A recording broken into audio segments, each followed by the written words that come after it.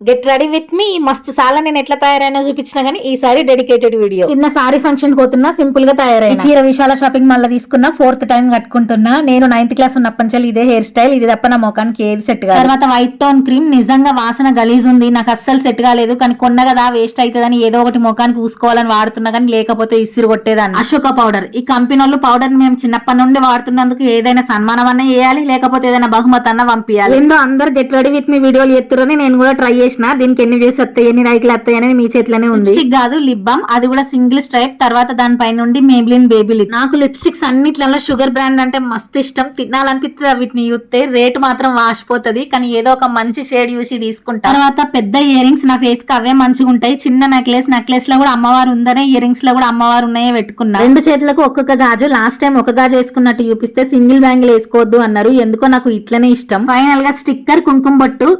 కాదు sticker final కాదు, నా స్పెక్స్ ఫైనల్. అసలు ఇది అందరు చేసే get ready with me video లెక్కుందా? అసలు తయారైనట్టుందా?